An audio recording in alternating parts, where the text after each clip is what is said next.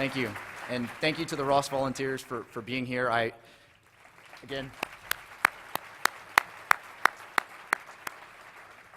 as Sue mentioned, I was a Ross volunteer my junior and senior year at Texas A&M, and I can remember very fondly coming to events like this and getting to miss a day of class, eating a meal that was much better than Duncan Dining Hall, and doing these types of sword events. So again, thanks guys for taking time out of your day, but you're also very welcome for coming on down.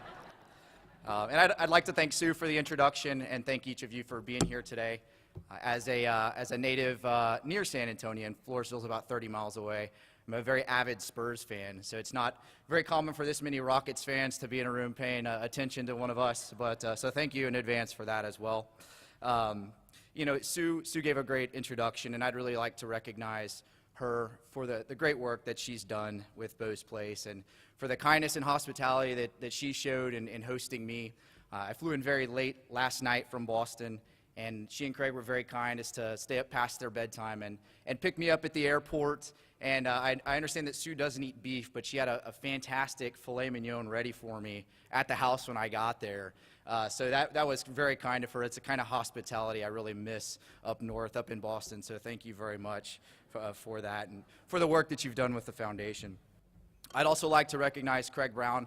Sue mentioned that I was a senior engineer award recipient at Texas A&M, but what she didn't mention was that Craig Brown was the sponsor of that award, and the foundation that he has sponsored for so many years for students at Texas A&M was directly benefiting me in my receipt of that award.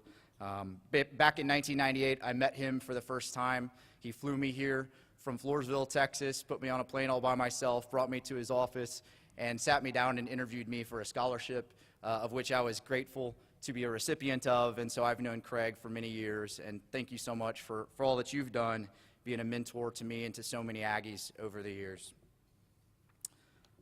I'd like to thank my parents, Ray and Connie Turner, who are both here in the front row, for being here, making the trip up to Houston, and for everything that they've done for me.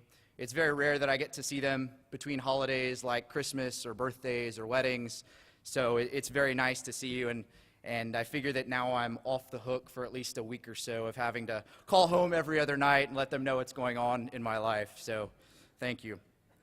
I understand that the Commandant and some representatives from the Commandant's office were supposed to be here today, so I would just like to acknowledge them as well. They had something come up at the last minute, but they were not able to make it here. But all of those men, very instrumental in my lives. You're all very fortunate to have such great role models at Texas A&M that I know are going to prepare you for amazing things that you're going to do when you graduate from that great institution. And last but certainly not least, I would like to thank Mary Beth Stain and the tremendous staff at Bo's Place for the privilege of being here at today's Hearts of Hope Luncheon. As Mary Beth mentioned during the introduction, I am currently a student at the Harvard Business School, and June's husband, Professor Bob Stobaugh, was a professor there for many years, and we talked before this, and he can attest to just how seriously attendance is taken at Harvard Business School, and we're actually not allowed to miss class for anything short of a very serious illness or family emergency. But when Sue and Mary Beth reached out to me and asked me to be here today, I knew that I instantly had to say yes, and I had no choice but to miss class because I believe so strongly in the work of this organization. It's truly an honor to be in the presence of so many people who are helping those in Houston who have suffered loss, and I'm happy to play hooky just for a day to be here helping out that cause. As Sue mentioned in my introduction, I spent 7 years of my life as an infantry officer in the Marine Corps. It was an honor and a privilege to serve our country in uniform, and I'm grateful for the life lessons that I learned in the military. Not only did I have the opportunity to work with and lead incredible young men and women, but I had my eyes open to the world and gained a true appreciation for all of the blessings that we have as Americans. I often get asked by people, what was it like to go to Iraq, or how was Afghanistan? Questions for which there is no simple answer. I will tell you that the months I spent overseas, 8 in Afghanistan and 7 in Iraq, were some of the most trying yet valuable moments of my life. The days I had there will forever shape my judgment as a leader, though there are some memories that I wish I could change and yet am forever left to relive. 5 years ago today, on February 1st, 2007, my platoon of Marines and I were conducting counterinsurgency operations in a small village called Alusi on the western bank of the Euphrates River, just south of the city of Haditha in Iraq. For the previous 5 months, we had patrolled some of the most dangerous areas of Anbar province in an effort to root out the enemy and to build support for the fledgling Iraqi government. Throughout that deployment, I had come to relish the time of the day when the sun went down and the world was peaceful for just a few hours. You see, there was a nightly curfew in place for all Iraqis, which meant that nobody except the Marines could be on the streets or outside of the villages at night. That meant that we should not have to worry about getting attacked until the sun came up again the next morning. And so, as night fell 5 years ago today, my Marines and I were relieved to pull up to a construction site in the middle of the village we were operating in and to go to bed for the night. I ensured that we had our security set in place, and then I laid down for a few hours of sleep before I knew that the rising of the sun would mean that we would have to get back to work. Suddenly, I was being shaken awake by one of my Marines. "Sir, Whiskey 1 just hit an IED, or improvised explosive device, and 2 Marines are missing. We've got to get over there and help them out." It was about 2 or 3 in the morning. I was groggy, I was confused, because I had just been woken up in the middle of the night, and I struggled to figure out what had happened. I listened in on the transmissions as they came across the radio, and as it sunk in exactly what had happened, my heart started pounding, and I understood the gravity of the situation.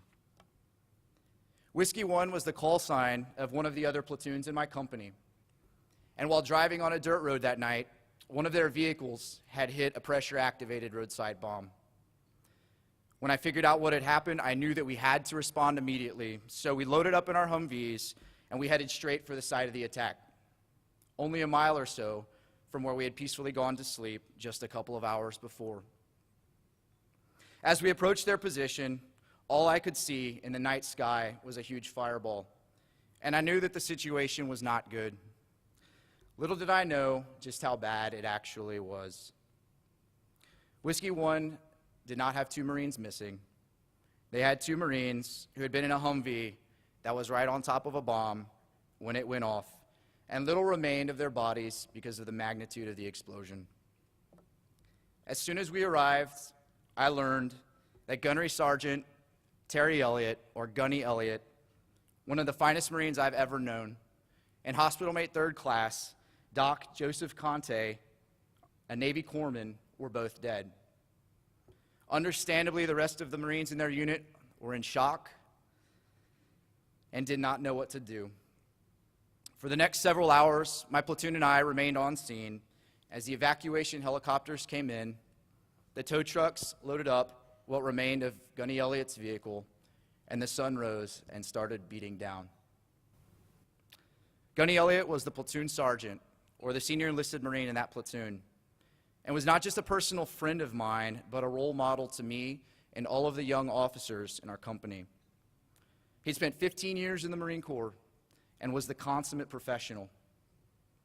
We served together for 8 months in Afghanistan and spent many more months training our young Marines to prepare for that deployment to Iraq.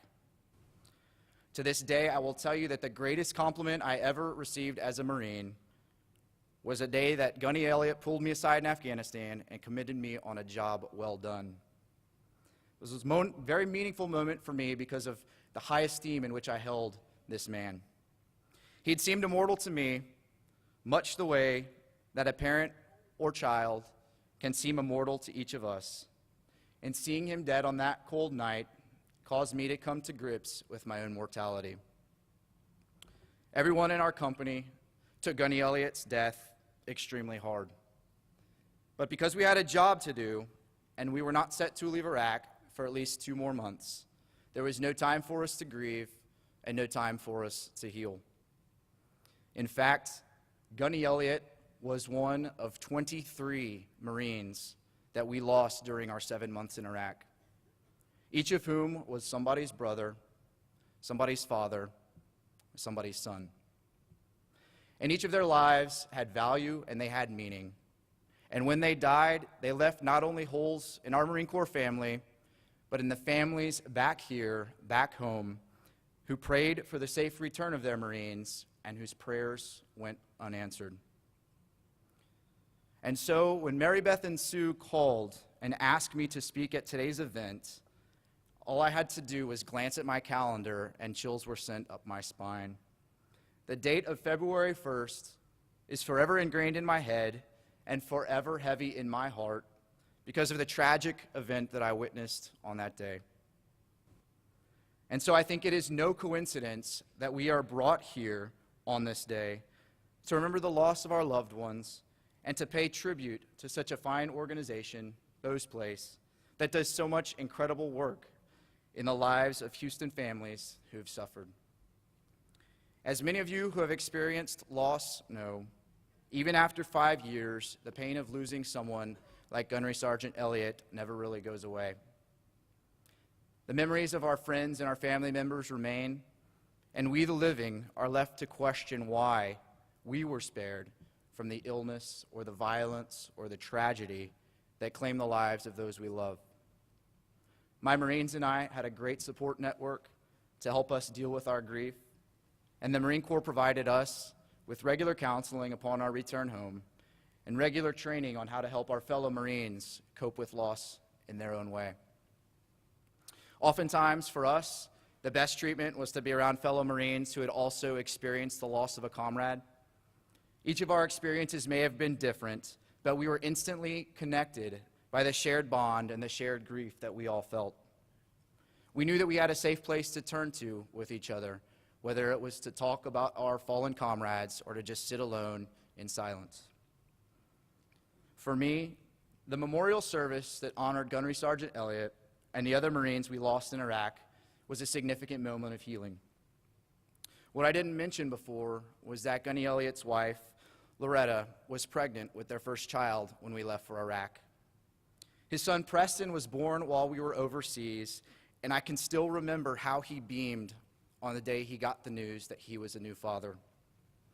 And so when I had the opportunity to meet Loretta and to hold young Preston, the son who Gunny Elliott never met, I made sure to tell her what a fine man her husband was and that her son Preston was destined for great things if he were to follow in his father's footsteps.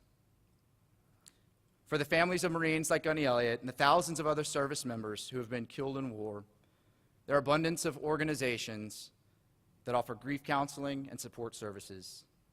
No doubt that Mrs. Elliott and her son will want to fellowship with other widows and children who lost their parents in war as this young man grows up without a father.